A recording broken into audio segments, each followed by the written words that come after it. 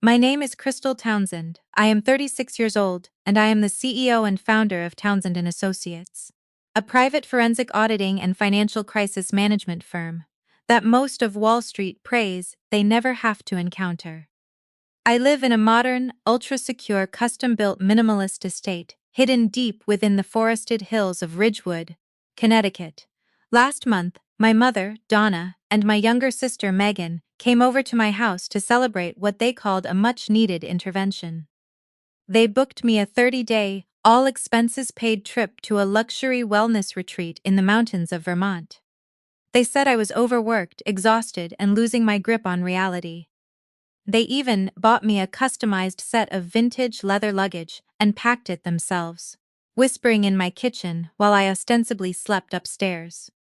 But I wasn't asleep. I had come downstairs for a glass of water, walking silently on the heated stone floors of my hallway. The kitchen lights were dimmed, but the under-cabinet LEDs illuminated my sister Megan's face as she leaned over the marble island, her phone on speaker. Her husband, Derek, the self-proclaimed golden boy of the local real estate and tech scene, was on the other end of the line. "It's actually a one-way ticket, babe." Derek's voice crackled through the speaker, dripping with the kind of smug satisfaction that usually accompanies a terrible mistake. Once she's checked into the facility, the medical proxy kicks in. The court won't even blink. She'll be declared mentally unfit due to severe burnout, and we take full conservatorship of her accounts and the estate. I stood in that dark hallway, holding my empty crystal glass. I didn't gasp. I didn't drop the glass. I didn't storm into the kitchen screaming about betrayal. I simply stood there for exactly 10 seconds, my breathing steady, my heartbeat perfectly calibrated. Then, I turned around, walked back up the stairs to my master suite, sat on the edge of my memory foam mattress, and opened my green leather notebook. I wrote down exactly what I heard, closed it, and set my alarm for 6 o'clock the next morning.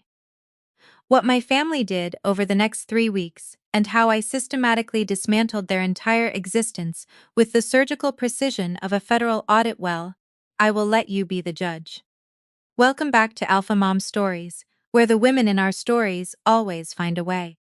If this is your first time here, let me know where you are watching from in the comments.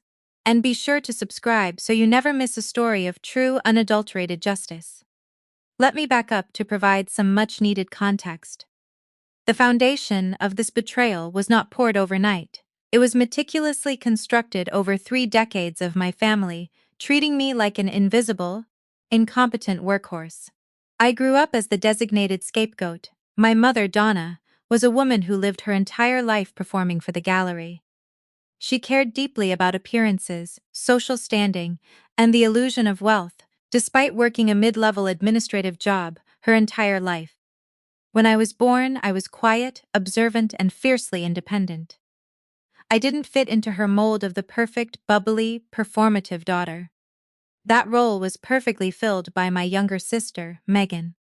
Megan was the golden child. She was loud, charismatic, and learned early on that crying got her whatever she wanted. While I spent my teenage years working part-time jobs at the local grocery store and an accounting office to save for college, Megan spent her time shopping on my mother's maxed-out credit cards. I was told I was too serious, boring, and lacking personality. I was the designated driver, the emergency fund, the babysitter, and the punching bag. At 18, I moved out and never asked them for a single dime. I went to a state university, double majored in finance and computer science, and discovered my true calling: following the money. I had a preternatural ability to see patterns in numbers that others missed. While my peers were partying, I was learning how to trace offshore shell companies, decrypt ledger anomalies, and build automated algorithms that could detect financial fraud across multiple international banking systems. By the time I was 28, I had secretly founded Townsend and Associates. On paper, to my family, I was just a low-level bookkeeping assistant for a boring local government agency. I intentionally maintained this facade. I dressed in simple, off-the-rack beige suits when I saw them. I drove a reliable 7-year-old sedan. I rented a modest apartment in their eyes, never mentioning that I actually owned the entire building through a blind trust. In reality, my firm was contracting with federal agencies, international banking conglomerates, and elite private clients. We specialized in forensic auditing, the kind of auditing that brings down billionaires, uncovers political embezzlement, and freezes illegal assets before the criminals even know they're being watched. I worked 80-hour weeks. I built proprietary AI software that revolutionized financial tracking. I acquired assets, diversified portfolios, and silently amassed a net worth that recently crossed the $600 million mark. Yes, you heard that correctly, $600 million. And my family thought I couldn't afford a new microwave. I kept a green leather notebook. It started as a grounding exercise, a way to maintain my sanity when dealing with my family's relentless gaslighting. In it, I documented every financial interaction, every insult, every dismissive comment, and every favor they demanded. It wasn't pettiness, it was data collection, and in my line of work, data is the ultimate weapon. The dynamic shifted significantly when Megan married Derek 5 years ago. Derek was a smooth-talking, tailored suit-wearing narcissist who ran a company called Price Tech Development. He was supposedly building a revolutionary real estate software platform that would disrupt the market. My mother treated him like royalty. Megan paraded him around like a trophy. I paid for their entire wedding. Not directly, of course. My mother came to me weeping, claiming the catering company was threatening to cancel because her credit was ruined. She begged me to take out a small loan. I didn't take out a loan. I quietly wired $45,000 to the vendor through a dummy LLC, allowing my mother to claim she had miraculously secured the funds. The wedding, for instance, was a masterclass in the kind of systemic humiliation my family excelled at. When I agreed to wire the $45,000 through the dummy LLC to save the catering contract, I didn't expect a parade in my honor. But I also didn't expect the level of active erasure I experienced that day. Megan's wedding was held at a sprawling historic botanical garden on the coast. She wore a custom-made silk gown that cost more than most people's annual rent, a fact she made sure to loudly share with anyone within earshot. The floral arrangements alone, thousands of imported white orchids, were so extravagant they looked almost aggressive. When I arrived at the reception wearing an elegant but understated navy dress, I went to find my name on the seating chart.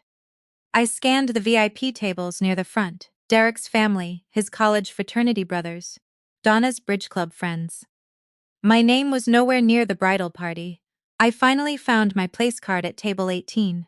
It was pushed into the far back corner of the grand tent, nestled awkwardly between a massive structural pillar and the swinging double doors of the catering kitchen. Every time a waiter rushed out with a tray of appetizers, the heavy door would shudder on its hinges, sending a draft of hot garlic-scented air across my table. My tablemates consisted of two of Derek's distant cousins who didn't speak English, a profoundly deaf great-aunt, and three empty chairs belonging to guests who had the good sense to leave early. Donna floated over to my table during the cocktail hour, holding a flute of champagne. She looked me up and down, her smile tight and pitying. "Oh, Crystal, you found your seat," she said, raising her voice slightly to be heard over the clatter of plates from the kitchen behind me. "I hope you don't mind the placement. Megan just had so many important guests to accommodate. Derek's investors are at table 1. We had to prioritize the optics. The optics are very clear, Mother," I replied, taking a sip of my sparkling water. "The pillar provides excellent structural support." Donna frowned, missing the irony. "Well, just try to enjoy yourself, and please, don't talk about your boring government job if anyone asks. We don't want to bring down the mood. Megan is having the perfect day." As she walked away, I pulled out my phone, while the rest of the room cheered and clinked glasses, watching Derek and Megan perform their first dance to a live string quartet. I accessed my firm's secure server.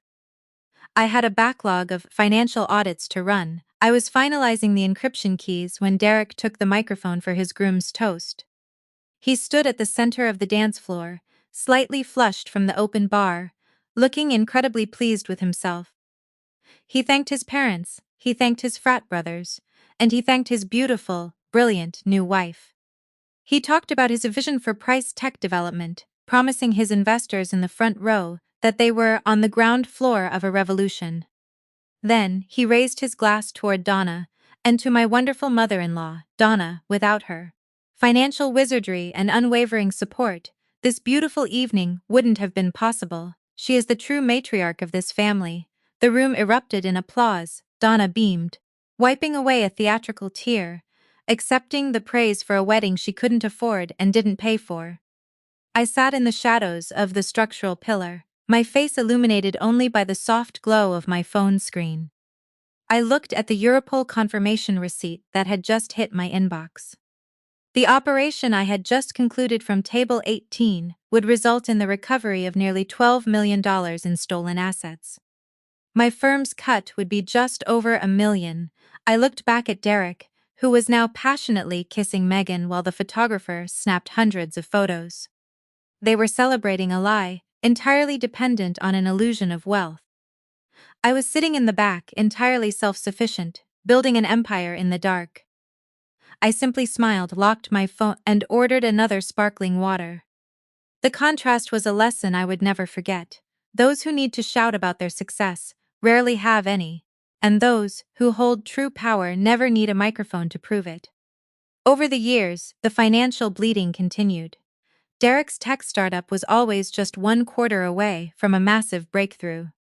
He drove a leased Porsche, Megan wore designer clothes, they lived in a sprawling modern farmhouse that they couldn't afford.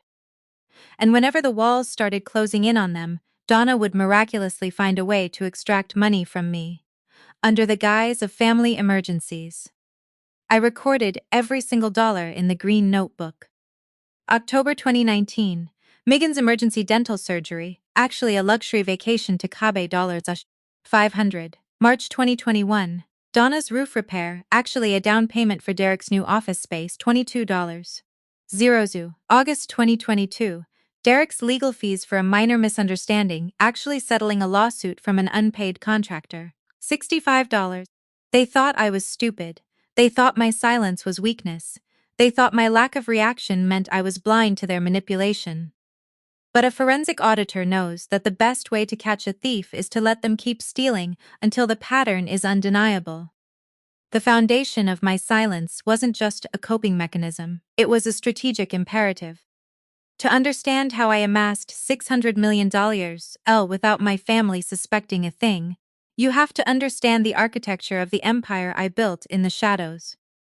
It started during my final year of university. While Megan was taking out student loans she fully expected our mother to pay off, I was coding in a windowless basement lab. I had developed an algorithmic tracing program, a piece of software I named Project Argus. Argus was designed to analyze metadata within international bank transfers, specifically looking for the micro discrepancies that occur when money is laundered through cascading shell companies. At 22, I used Argus to anonymously tip off the SEC about a mid-level hedge fund operating out of Chicago. The resulting investigation recovered $40 million in defrauded pension funds. 3 weeks later, a man in a tailored charcoal suit approached me at a coffee shop. He introduced himself as Marcus. He didn't work for the SEC. He worked for a private intelligence firm that handled the messes the federal government couldn't publicly touch. Marcus became my first employee, my chief of security, and the only person on Earth who knew the full extent of my capabilities. Together, we built Townsend and Associates. We didn't advertise, we didn't have a public website. Our clients came through heavily vetted, encrypted channels. We contracted for intelligence agencies, international banking consortiums, and occasionally, sovereign wealth funds. My wealth didn't come from a salary, it came from the percentage cuts I negotiated on recovered assets. When you locate a hidden $300 million offshore account for a defrauded European conglomerate, a 10% finder's fee adds up very quickly. I funneled my earnings into a complex web of blind trusts and proxy LCs. I bought real estate under corporate names. I invested heavily in emerging tech markets. I bought the 12-acre forested plot in Ridgewood through a holding company based in Delaware and hired a notoriously private architectural firm from Switzerland to build my estate. The house was a fortress disguised as minimalist art. The walls were reinforced concrete wrapped in reclaimed cedar. The glass was ballistic grade.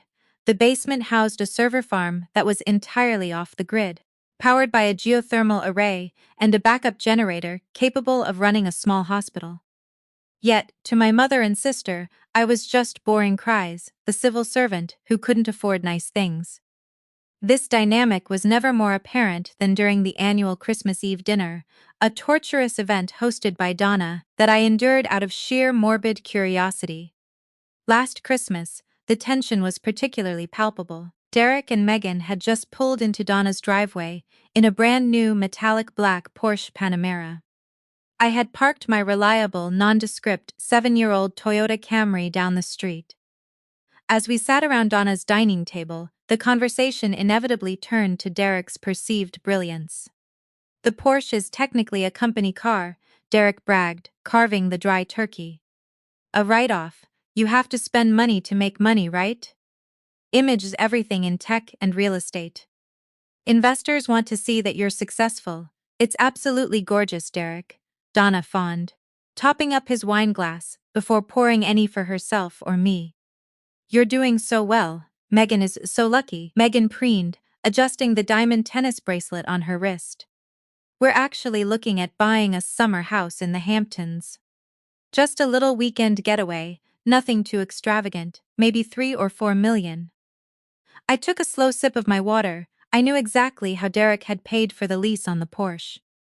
Earlier that week, I had been running a background scan on his accounts. He had diverted $45,000 from the Horizon Complex's landscaping budget into a shell company called Apex Consulting, which then paid the dealership. It was textbook embezzlement, but executed with the clumsiness of an amateur.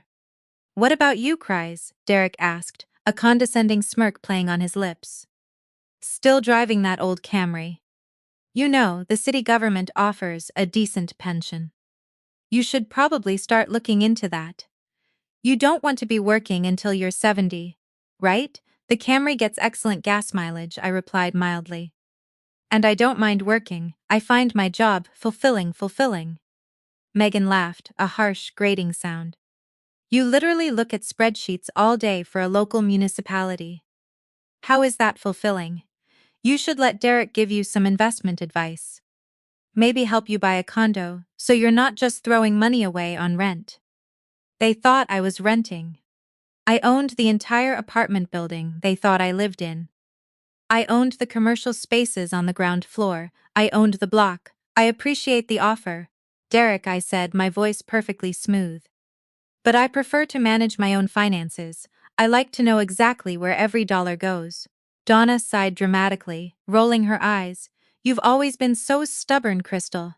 Always doing things the hard way. Look at Derek, he works smart. He leverages capital. You could learn a thing or two from him instead of hoarding your pennies." I looked at Derek. I saw the slight sheen of sweat on his forehead, the subtle tremor in his hand as he held his fork. He was heavily leveraged, desperately moving money between accounts to keep the illusion alive. He was a drowning man pretending to swim. "Perhaps," I said softly, "but leveraging capital requires a solid foundation. Otherwise, a single stiff breeze can bring the whole house down." Derek's eyes darted to mine, a flash of genuine panic cutting through his arrogant facade. For a split second, he wondered if I knew something. But then he looked at my beige sweater, my lack of jewelry, and my quiet demeanor, and he dismissed the thought. I was just his boring, jealous sister-in-law. "Well, some of us are built for the storm," Derek boasted, recovering his swagger. That interaction was the baseline. It was the constant, low-level hum of disrespect that defined my relationship with them. The situation escalated 6 months ago when Derek pitched his most ambitious project yet, the Horizon Complex, a massive mixed-use commercial and residential development in the heart of the city. He needed a cosigner for a $50 million construction loan. His credit was overextended, His investors were getting antsy, and he needed a clean, unblemished financial record to guarantee the loan. He didn't come to me directly, that would require acknowledging my existence as anything other than a doormat. Instead, Donna orchestrated a family dinner at an absurdly expensive seafood restaurant. They ordered the most expensive items on the menu: lobster thermidor, wagyu beef, vintage champagne. I ordered a simple house salad and a glass of tap water. Throughout the dinner, Derek boasted about his upcoming project, speaking loudly so the neighboring tables could hear his empty jargon about synergy and paradigm shifts. "It's going to change the skyline," Derek bragged, swirling his champagne. "We just need one final piece of the puzzle, a silent guarantor to smooth over the conservative banking regulations." "Just a formality, really," Megan chimed in, perfectly cued. "Oh, Derek, you work so hard. It's such a shame the banks don't understand true vision." Donna turned to me, her eyes gleaming with predatory intent. "Crystal, sweetie, you have such good credit, don't you? Living so frugally all these years, you could help your brother-in-law. It wouldn't cost you a penny. Just a signature." I looked at the three of them. I knew exactly what the Horizon Complex was. I had already run a background check on Price Tech Development using my firm's software. Derek's company was a shell game. He was shifting funds from new investors to pay off old debts, a classic Ponzi structure masquerading as a tech startup. He was bleeding money, and if the Horizon project failed, he would face federal indictments for wire fraud. "I don't think that's a good idea," I said mildly, taking a bite of my salad. Donna's face hardened, the fake sweetness vanished instantly. "Crystal, don't be so selfish. This is for family. Derek is building an empire, and you're hoarding your little civil servant paycheck in a savings account. What do you even do with your money? You certainly don't spend it on your wardrobe." Megan laughed, a high piercing sound. "Mom, leave her alone. Cries just likes her boring little life. She doesn't understand high-level finance." I looked down at my plate, letting a small, enigmatic smile touch my lips. "No, I suppose I don't." They pushed, they prodded, they guilt-tripped. By the time the bill arrived, which, predictably, Donna forgot her wallet for, leaving me to cover the $1,200 tab, I had reluctantly agreed to look at the paperwork. 2 days later, I signed the guarantee for the $50 million loan. I didn't sign it because I believed in Derek. I signed it because the terms of the loan included a specific clause I had my legal team quietly insert into the boilerplate text: a unilateral withdrawal option. If the guarantor found evidence of financial mismanagement, they could withdraw their backing with zero notice, instantly defaulting the loan and triggering a full federal audit of the borrower's accounts. I essentially handed Derek a $50 million rope, knowing exactly when I was going to pull it tight. For the next 5 months, I watched them celebrate. Derek bought a new boat. Megan started renovating their kitchen.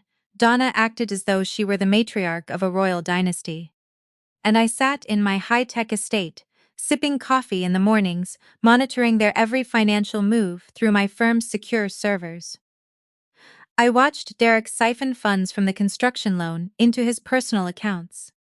I watched him pay off his secret gambling debts.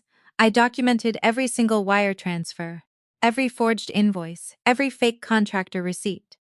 The trap was fully set. I was just waiting for the perfect moment to spring it. But then, they decided to get greedy. They didn't just want Derek's fake success, they wanted my absolute destruction. But, when I was committed to the Serenity Peaks facility, the disrespect escalated into outright predation. While I was locked in room 412, pretending to be a broken woman, my nightly investigations through my encrypted laptop revealed the sheer depth of Derek's depravity.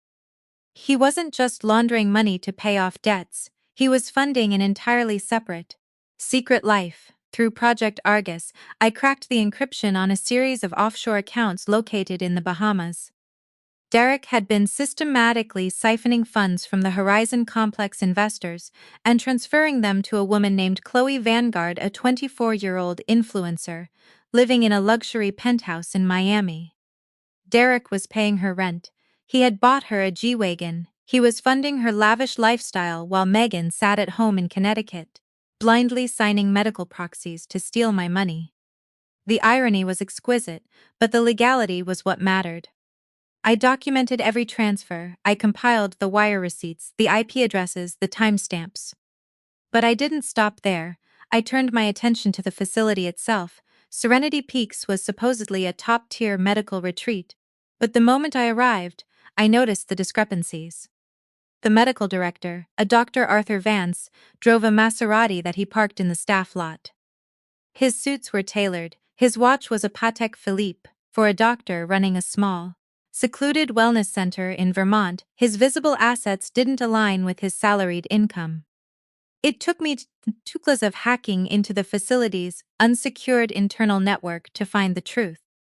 Dr. Vance wasn't just a doctor, he was a silent partner in Price Tech development. Derek had invested heavily in Vance's private practice 5 years ago. In exchange, Vance provided Derek with blank, pre-signed medical proxies and psychiatric evaluations. Derek used these documents to fast-track insurance claims, manipulate workers' compensation suits, and now to incarcerate his sister-in-law. I downloaded Dr. Vance's entire patient database. I found 12 other instances where healthy, financially independent elderly individuals had been committed to Serenity Peaks by greedy relatives, only to have their estates liquidated within months. Vance was running a localized, highly lucrative kidnapping for-profit ring under the guise of psychiatric care. I bundled this information into a heavily encrypted dossier and forwarded it to my contacts at the FBI's Healthcare Fraud Division. I didn't just want Derek destroyed. I wanted the entire corrupt ecosystem he relied upon to be burned to the ground. By the time I received the email from the real estate broker regarding the sale of my estate, my plan was no longer just about self-defense. It was about absolute, scorched earth retaliation. The psychological warfare inside the facility was almost as taxing as the cyber warfare I was conducting at night.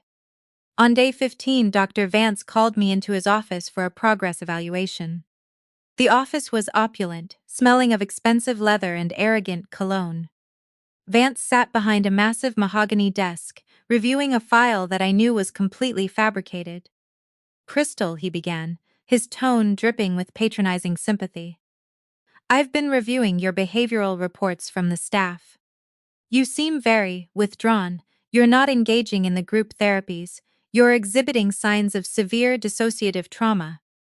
I sat in the uncomfortable guest chair, my posture perfect. "I find the group sessions repetitive, doctor, and I assure you, my connection to reality has never been sharper." Vance sighed, shaking his head. "Denial is a common symptom of burnout-induced psychosis. Your family is very concerned. Derek and Megan have authorized an extension of your stay. We believe another 60 days will be necessary to properly recalibrate your neural pathways." 60 days. They needed more time. The offshore accounts were becoming harder for Derek to access because my algorithms were silently triggering compliance flags at his banks, freezing smaller transfers and forcing him to rely entirely on the sale of my estate. 60 days is a significant commitment, I said calmly. "And a significant expense. Who is funding this extended stay?" Vance smiled, a slick, practiced expression. "Your family has arranged for your estate to cover the costs of your care. They are liquidating some of your dormant assets to ensure you receive the best possible treatment. You are very lucky to have people who love you this much." "Lucky," I repeated, tasting the word. Yes, I suppose luck is one way to describe it. I looked at his Patek Philippe watch. I knew exactly which bank account the funds to purchase that watch had come from. I knew the exact date it was bought. I knew more about Dr. Arthur Vance's life than he did. "Doctor," I said, leaning slightly forward, "have you ever considered the fragility of a digital footprint? The way a single deleted email is never truly gone. The way a wire transfer from a shell company in the Cayman Islands leaves a microscopic residue on a federal server." Vance blinked, his smile faltering for a fraction of a second. "I'm not sure what you mean, Crystal. Are you having paranoid ideations?" "Just a philosophical musings," I said, standing up. I find it fascinating how quickly a carefully constructed life can unravel when the numbers stop adding up. I'll see you at dinner, doctor. I walked out of his office, leaving him to stare at my fabricated file with a sudden, inexplicable sense of dread creeping up his spine.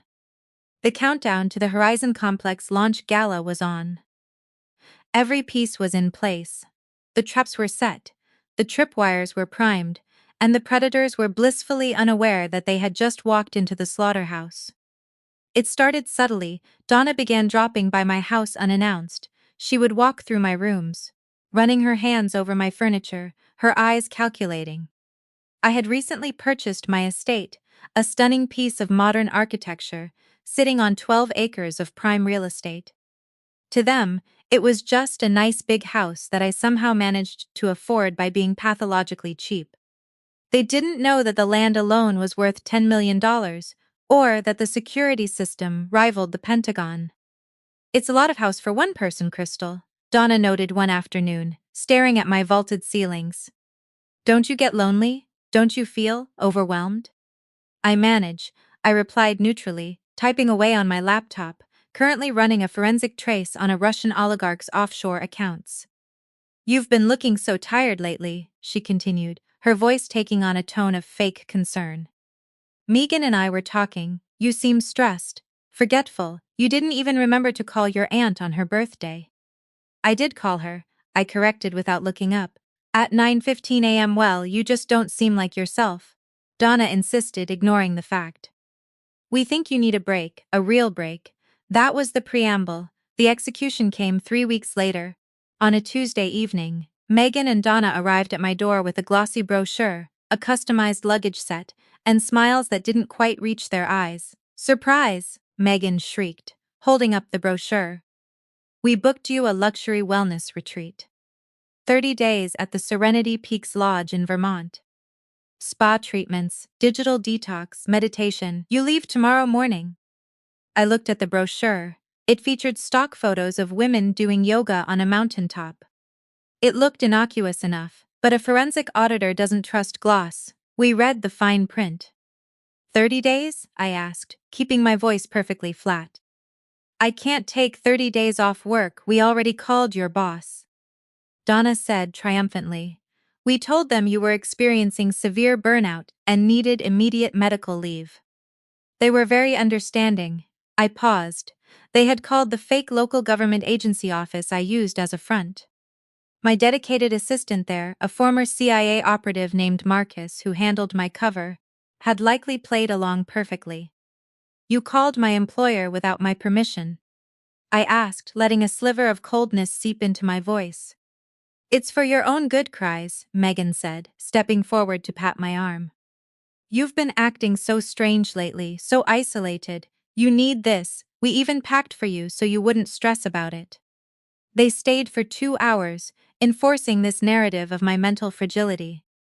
They insisted on making me tea. They hovered, and then, at 11:30 p.m., when they thought I had gone to sleep, I overheard that conversation in the kitchen. "Once she's checked into the facility, the medical proxy kicks in. She'll be declared mentally unfit. We take full conservatorship." They weren't sending me to a spa. They were sending me to a lockdown psychiatric rehabilitation facility. They had somehow forged a medical proxy, likely bribing a sketchy doctor on Derek's payroll, to declare me incompetent. Once I was locked inside, devoid of my phone and computer, the digital detox, they would activate the conservatorship. They would drain my bank accounts, sell my estate, and use the liquid cash to plug the massive, bleeding holes in Derek's fraudulent tech company. It was a breathtakingly audacious plan. It was cruel, calculated, and legally complex. It was also the single biggest mistake they could have possibly made. They thought they were dealing with Crystal, the boring, submissive scapegoat.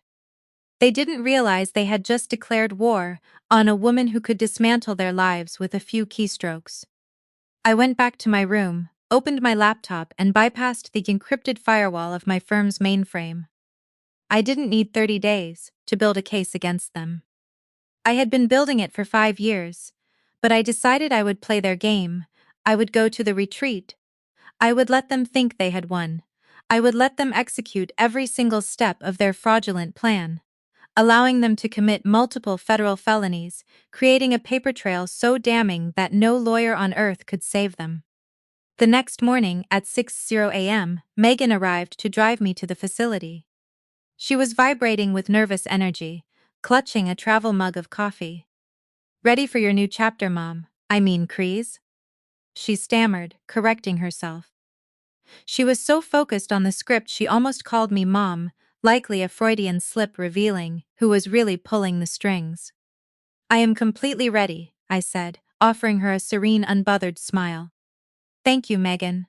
I won't ever forget this." She avoided my eyes as she loaded the customized luggage into the trunk of her Range Rover. The drive to Vermont took 4 hours. I sat in the passenger seat, watching the trees blur past. My posture relaxed. Megan talked incessantly, filling the silence with meaningless chatter about her kitchen renovations and her upcoming country club gala. "Derek is so stressed with the Horizon complex," she babbled, gripping the steering wheel tight. "But once this month is over, everything is going to be perfect. We're going to have so much clarity. I'm sure the clarity will be staggering," I agreed mildly. We arrived at Serenity Peaks. From the outside, it looked like a high-end resort. But as we walked through the heavy oak doors, I noticed the subtle details. The reinforced glass, the magnetic locks on the doors, the lack of handles on the inside of the patient rooms. The staff didn't look like spa attendants, they looked like orderlies. A stern woman with a clipboard met us at the reception desk. "Crystal Townsend? We have your intake forms here. Your sister and mother have already provided the necessary medical history and the proxy documentation." Megan hugged me, a quick, rigid squeeze. "Love you, cries, get some rest, we'll handle everything at home. You don't have to worry about a single thing, I won't," I promised her, as Megan walked out the front doors. The heavy magnetic locks engaged with a solid thud. The receptionist turned to me, her expression professional but cold. "Please hand over your cell phone, laptop, and any sharp objects," she instructed. "The digital detox begins immediately." I reached into my purse and handed her the burner phone I had purchased the night before. And an old, wiped tablet. My actual devices, a custom-built encrypted smartphone and a micro laptop capable of accessing my company's mainframe via satellite, were safely secured in a hidden compartment of the vintage luggage they had so thoughtfully provided. "Of course," I said, smiling politely. "I'm looking forward to the peace and quiet." They led me to room 412. It was sparse, clean, and utterly inescapable. As soon as the orderly left and the door clicked shut, I walked over to my luggage. I triggered the hidden release mechanism in the lining, retrieved my encrypted devices, and powered them on. My assistant Marcus was already online. Status? His message popped up on the screen. In position, I typed back, "The facility is secure. Initiate Operation Glasshouse." "Copy that," Marcus replied. "Tracking algorithms are live on Derek Price's accounts. Alerting federal authorities to stand by. Enjoy your vacation, boss." I sat on the edge of the stiff, institutional bed, opened my green leather notebook, and uncapped my pen. They wanted a 30-day detox. I was going to give them a 30-day financial autopsy. The first week at the facility was a masterclass in performative compliance. I attended the mandatory group therapy sessions, where I sat quietly, nodding along as other patients discussed their genuine struggles. I ate the bland, unsalted food. I walked the enclosed courtyard during the designated recreation hours. To the staff, I was the perfect, docile patient suffering from extreme executive burnout. To my firm, I was a general directing a war from a bunker. Every night, after bed check at 10:00 p.m., I would power up my encrypted laptop. The screen glowed faintly in the dark room, casting sharp shadows against the white walls. Through my secure satellite connection, I had real-time access to every financial maneuver my family was making. And they were moving fast. On day 3, I watched as the fraudulent medical proxy was officially filed with the county clerk. Donna and Megan were now my legal conservators. On day 5, they accessed my primary checking account, the decoy account I used for daily expenses, which held about $80,000. I watched the live feed as a transfer of $40,000 was initiated, moving from my account directly to Price Tech Development's operating account.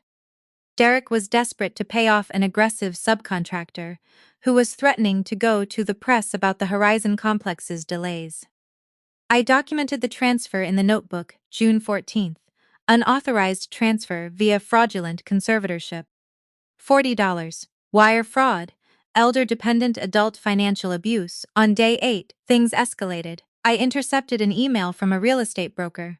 It was addressed to Megan. Megan, I've run the comps on Crystal's estate. Given the urgency of the sale, I can list it for $5 million for a quick cash buyer. I have an investor who is willing to bypass the inspection contingency if we close within 3 weeks. Please confirm the proxy allows for property liquidation. Megan's reply came 6 minutes later. Confirmed. List it. We need the cash liquidated and transferred to the Price Tech holding account by the end of the month. Keep this entirely off market. They were selling my house, my custom-built, 12-acre sanctuary. They were going to liquidate an asset worth over $10 million for a quick payout to save Derek's sinking ship.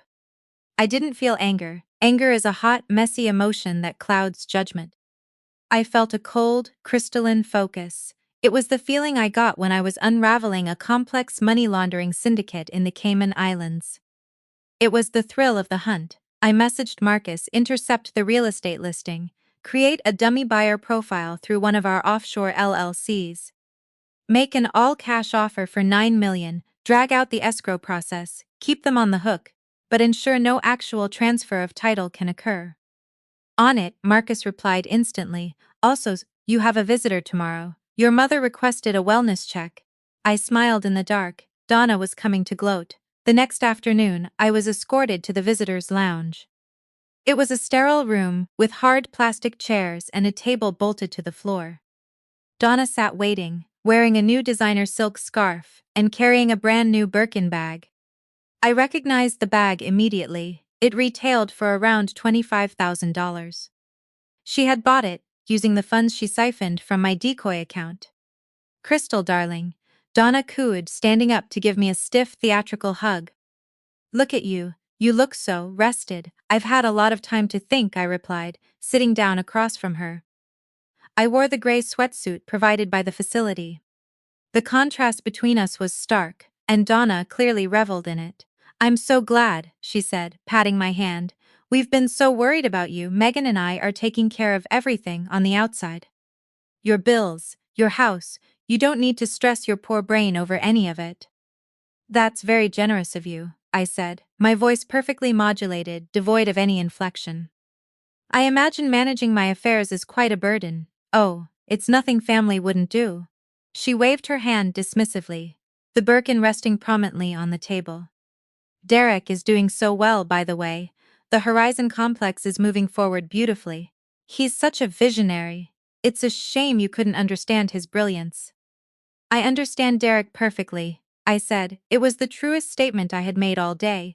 Donna leaned in, lowering her voice, adopting a tone of faux sympathy. The doctors here say you might need more than 30 days. They say your disconnect from reality is quite severe. We're prepared to keep you here, as long as it takes, Kreese. Even if it means selling some of your assets to pay for your care. She was laying the groundwork, telling me to my face that they were going to strip me bare, all under the guise of maternal care. She expected me to cry, to beg, to panic. She wanted the satisfaction of seeing the independent, aloof daughter finally broken and dependent. I looked at her new scarf. I looked at the Birkin bag. Then I looked directly into her eyes and let a slow, terrifyingly calm smile spread across my face. Do whatever you think is necessary, Mother, I said softly. I trust that everything will balance out in the end.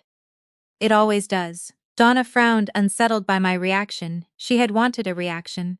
But not this one, not the smile of a predator watching its prey wander into a cage. She cleared her throat, suddenly eager to leave. Well, I must get going. Derek is hosting a massive launch gala for the Horizon Complex investors next weekend. 300 guests at the country club. It's going to be the event of the season. I just wanted to make sure you were Comfortable, I'll be there, I said casually. Donna laughed, a sharp, dismissive sound. Oh, Crystal, you can't leave here, you're not well, we'll see, I said, standing up. I didn't wait for the orderly to escort me. I walked to the door, pressed the buzzer, and walked out, leaving Donna sitting alone with her stolen handbag. The launch gala, that was the deadline. They were planning to finalize the sale of my house and funnel the money into price tech just before the gala, presenting Derek as a triumphant success to his investors. I had exactly 10 days to prepare the guillotine. Over the next week, the pace of my nightly operations intensified. I didn't just track Derek's fraud, I mapped the entire ecosystem of his corruption. I traced the money he had stolen from his subcontractors. I documented the bribes he paid to local zoning officials to get the Horizon complex approved. I found the offshore accounts where he was hiding the investment capital he had diverted from the project. And then, I looked at the $50 million construction loan. The one I had guaranteed, Derek had maxed it out. He had drawn down $48 million in 6 months, ostensibly for materials and labor, but my algorithms proved that over 30 million of that had been funneled into shell companies he controlled. He was legally and financially exposed on all fronts. It was time to pull the $50 million rope. On day 25 of my retreat, I sent a coded message to my lead attorney, a ruthless corporate litigator named Vance Harper. Vance, execute the withdrawal clause on the Price Tech construction loan. Immediately, notify the bank that the guarantor has found irrefutable evidence of gross financial misconduct and wire fraud. Provide them with the dossiers attached. Understood, Vance replied. The bank will instantly freeze PriceTech's operating accounts and call the full loan balance, due within 24 hours. Derek, Price will be bankrupt by tomorrow morning. Good, I typed. Now, file the injunctions against the fraudulent conservatorship. Present the counter-evidence to the county. I want the proxy dissolved, my accounts locked down, and criminal referrals forwarded to the FBI field office for elder-dependent financial abuse. It will be done by noon, Vance confirmed. What about the facility? I'm checking myself out, I replied. The next morning, I packed my vintage luggage. I changed out of the gray sweatsuit and into the clothes I had worn on the drive up, a sharp, tailored blazer, crisp trousers, and a pair of very expensive Italian loafers. I walked to the reception desk. The same stern receptionist was there. Excuse me, I said. I'm discharging myself. She looked up, annoyed. Townsend, you are under a medical conservatorship. You cannot leave without the authorization of your sister or mother. I placed a thick manila envelope on her desk. Inside was a court order, signed by a federal judge at 8:00 a.m. that morning, instantly dissolving the fraudulent proxy and threatening immediate federal prosecution for anyone who has attempted to hold me against my will. My legal team had moved with the speed of a guided missile. The receptionist read the document. Her face went pale. She looked at the federal seal, then up at me. I will unlock the doors immediately, Ms. Townsend, she stammered, her hands shaking as she pressed the release button under the desk. Thank you, I said smoothly. Expect a visit from the state licensing board regarding your intake verification procedures. Have a pleasant day. A sleek Blacktown car, arranged by Marcus, was waiting for me outside. I slid into the back seat, opened my laptop, and took a deep breath of the free air. Where to, Miss Townsend? The driver asked. The Ridgewood Country Club, I instructed. I believe there's a gala I need to attend. It was Saturday evening. The Horizon Complex launch gala was in full swing. The country club ballroom was decorated with opulent floral arrangements, ice sculptures, and massive digital screens displaying architectural renderings of the project. 300 of the city's wealthiest investors, politicians, and socialites were in attendance, sipping champagne and waiting for the golden boy to speak. I walked through the front doors of the country club, completely uninvited. The security guard at the entrance moved to stop me, but Marcus, who had arrived earlier to secure the perimeter, stepped out from the shadows, flashed a badge, and nodded me through. I stood at the back of the ballroom, observing. Derek was holding court near the main stage. wearing a custom tuxedo, sweating profusely. He was holding his phone, staring at the screen with an expression of sheer, unadulterated panic. The bank had called the loan. That morning his accounts were frozen. He knew the walls were caving in, but he had to maintain the illusion for the investors. Megan was fluttering around him, wearing a diamond necklace that she had undoubtedly charged to my credit card. Donna was holding a glass of wine, laughing loudly with the mayor's wife. The clinking of a spoon against a glass echoed through the room. Derek walked up to the stage, adjusting his bow tie, trying to force a confident smile onto his terrified face. "Ladies and gentlemen," Derek spoke into the microphone, his voice wavering slightly. "Thank you for coming. Tonight, we celebrate the future.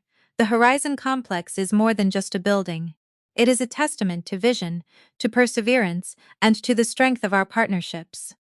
I began walking down the center aisle. The crowd parted around me. I didn't rush. I walked with the slow, measured, predatory grace of a woman who owns the room and everyone in it.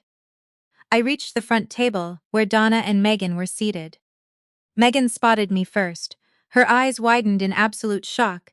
The champagne glass slipped from her hand, shattering on the polished floor. "Crystal?" Megan gasped, her voice shrill and carrying over the crowd. "What are you doing here? You're supposed to be in the..." "On vacation." Derek stopped speaking. He stared at me from the stage, his face draining of all color. He looked like a man who had just seen a ghost, holding an executioner's axe. I didn't acknowledge Megan. I walked up the 3 short steps onto the stage. I stood next to Derek. I looked at his sweating face, then gently but firmly took the microphone from his trembling hand. The room was dead silent. 300 people held their breath. "Good evening," I said, my voice projecting clearly, calm and resonant. "My name is Crystal Townsend. I am the CEO of Townsend & Associates, a federal forensic auditing firm. And I am also Derek Price's sister-in-law."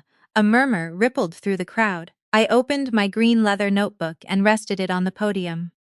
Derek was just talking about partnerships. I think it's important to be transparent about what those partnerships entail. 6 months ago, I co-signed the $50 million construction loan for the Horizon Complex. I did this to support my family. Donna stood up from her table, her face flushed with anger and panic. "Crystal, stop this right now. You are unwell. Security, please escort my daughter out." I didn't raise my voice. I simply looked at her, and the sheer force of my glare made her sink back into her chair. 2 days ago, I continued smoothly, I exercised my legal right to withdraw my guarantee from that loan. I did so because, over the past 6 months, I have documented Derek Price embezzling over $30 million from the project funds into private offshore shell accounts. The ballroom erupted, gasps, shouts, the sound of chairs scraping against the floor. Investors began pulling out their phones. "That's a lie," Derek shouted, his voice cracking hysterically. "She's crazy. She was literally just committed to a psychiatric facility." "Don't listen to her. It is true that my family attempted to commit me," I said, my voice cutting through the chaos like a laser. 3 weeks ago, my mother and sister forged a medical proxy, claiming I was mentally unfit. They locked me in a facility. While I was there, they attempted to liquidate my private estate valued at $10 million, and illegally transferred funds from my accounts to cover Derek's debts. I opened the notebook and looked directly at Megan. They thought I was a naive, overworked bookkeeper. They didn't know that my firm tracks international financial fraud for the federal government. They didn't know that my personal net worth is over $600 million. The silence that fell over the room this time was absolute. The number hung in the air, heavy and impossible to ignore. 600 million. The investors stared at me, realizing they weren't looking at a crazy sister. They were looking at an apex predator. Derek's operating accounts were frozen by the Federal Banking Commission at 9:00 a.m. this morning. I stated, reading from my notes. "The Horizon Complex is bankrupt. Tomorrow morning, the FBI will be serving indictments for wire fraud, embezzlement, and elder financial abuse." The forged proxy documents have already been handed over to the district attorney. I closed the green notebook. The snap of the leather cover sounded like a gunshot. Megan was sobbing uncontrollably, her makeup running down her face in dark streaks. "Cries, please, we're family. We were just trying to help you." "You didn't want to help me, Megan," I said, my voice finally dropping its neutral tone, replaced by a chilling absolute coldness. "You wanted my money, and you were willing to lock me in a cage to get it. You tried to sell my home, you used my own credit card to buy the luggage you packed me off in." I looked at Derek, who was literally hyperventilating, leaning heavily against the podium. "You built a house of cards, Derek, and you tried to use my foundation to keep it standing. Now, it's collapsed." I turned my gaze to my mother Donna. She was clutching her stolen Birkin bag as if it were a life preserver. "And you, mother, you spent 30 years telling me I was nothing. You thought my silence was compliance. My silence was simply me taking notes." I stepped away from the podium. I didn't wait for the security guards. I didn't wait for the investors to swarm Derek. I didn't look back at my weeping sister or my paralyzed mother. I walked down the center aisle, the crowd parting for me once again, this time with a mixture of awe and sheer terror. I walked out of the ballroom, through the opulent lobby, and out into the cool night air. My town car was waiting. I got in, closed the door, and told the driver to take me home. To my $10 million estate that they had tried to steal. To fully appreciate the absolute devastation of Derek's empire, one must look at the exact legal and financial mechanisms my attorney, Vance Harper, deployed on my behalf. Derek thought he was playing a game of checkers with a blind opponent. He didn't realize I had already rewritten the rules of the board. The morning after I walked out of the Serenity Peaks facility, Vance initiated the withdrawal of my guarantee on the $50 million construction loan. But he didn't just send a standard legal notice. He delivered a 400-page forensic dossier directly to the chief risk officer of the lending bank. This dossier included every single fraudulent invoice Derek had submitted, the IP addresses tracking his transfers to offshore accounts in the Bahamas, and photographs of the G-Wagon he had purchased for his mistress, Chloe Vanguard. The bank's reaction was instantaneous. Federal banking regulations require immediate asset freezing when credible evidence of wire fraud is presented. By 9:02 a.m., Derek's corporate accounts were locked. By 9:15 a.m., his personal accounts were frozen. By 10 a.m., the bank had filed an emergency injunction in federal court to seize all physical assets related to Price Tech Development. Simultaneously, Vance executed a secondary strike on the fraudulent medical proxy. He filed an emergency ex parte motion with the county probate judge, presenting the timestamps from my active federal security clearance logs. It is physically impossible to be suffering from severe, incapacitating dissociative trauma while simultaneously holding a Level 5 security clearance and actively directing cyber operations for the Department of Justice. The judge, furious at having his court manipulated by a fraudulent psychiatric evaluation, not only dissolved the proxy immediately but issued bench warrants for Dr. Arthur Vance and Donna Townsend. The most poetic part of the destruction, however, was what happened to the real estate listing for my estate. When Megan authorized the off-market sale of my home for $8.5 million, she believed she was dealing with a naive out-of-state investor who wanted to pay cash. In reality, she was dealing with Apex Holdings LLC, a corporate entity entirely owned by my blind trust. My assistant Marcus had strung the broker along brilliantly. He demanded endless, tedious addendums to the contract, delaying the final signatures just enough to keep Megan desperate but hopeful. When the trap finally sprang at the Horizon Complex Gala, the investor immediately pulled the offer, citing severe concerns regarding the seller's legal authority and impending criminal indictments. The broker, terrified of being implicated in a fraudulent sale, dropped Megan as a client and reported her to the State Real Estate Commission. Megan lost her real estate license less than 48 hours after the gala. The fallout extended far beyond my immediate family. Dr. Arthur Vance attempted to flee the country 2 days after the gala. He had liquidated his accounts and booked a private charter flight to non-extradition territory in South America. He didn't make it past the tarmac. The FBI, acting on the dossier I provided, intercepted him at the airport. They found him carrying 3 passports and over $200,000 in cash, stuffed into a duffel bag. He is currently awaiting trial without bail, facing a minimum of 25 years for kidnapping, healthcare fraud, and conspiracy. As for Derek's mistress, Chloe Vanguard, the reality of her situation hit her with the subtlety of a freight train. The luxury penthouse in Miami was leased under Derek's corporate entity. When the assets were frozen, the rent bounced, the dealership repossessed the G-Wagon while she was having lunch at a beach club. She attempted to call Derek, but his phone had been confiscated by federal agents. She ultimately sold her designer handbags online to afford a bus ticket back to her hometown in Ohio, a fitting end to a lifestyle funded by stolen money. The Horizon complex itself became a monument to my victory. After Derek's bankruptcy, the project sat abandoned for 3 months, an ugly steel skeleton casting a shadow over the city. The unpaid subcontractors were facing ruin. That was when Townsend and Associates stepped out of the shadows. I purchased the defaulted property from the bank at a steep discount.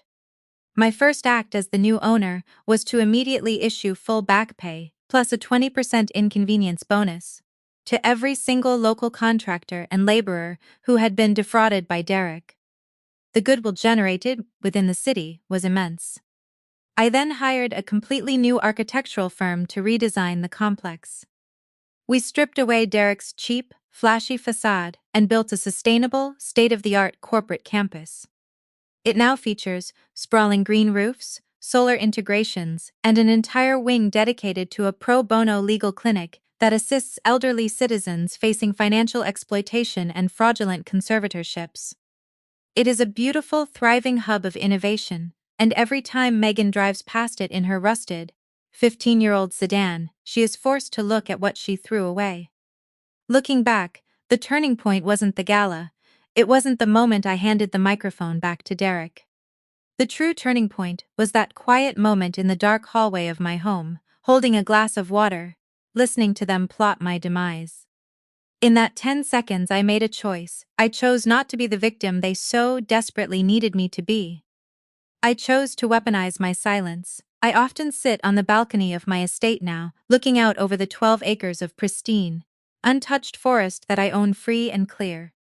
I don't feel anger toward my mother or my sister anymore. Anger requires an emotional investment that they simply do not deserve. I feel a profound, unshakable peace. I built an empire from the ground up, brick by digital brick, while they spent their lives trying to tear down others. They underestimated the quiet girl in the corner. They mistook my lack of reaction for a lack of intelligence. They thought I was a scapegoat, but in reality, I was the architect of their reckoning. If this story resonated with you, if you've ever been underestimated, silenced, or treated like a stepping stone by the people who were supposed to protect you, take this as your sign to keep building your empire in the dark. Let them think you are weak, let them underestimate you, and when the time is right, let the numbers speak for themselves. Thank you for listening. Share this story, leave a like, and always remember, walk away and never ever look back.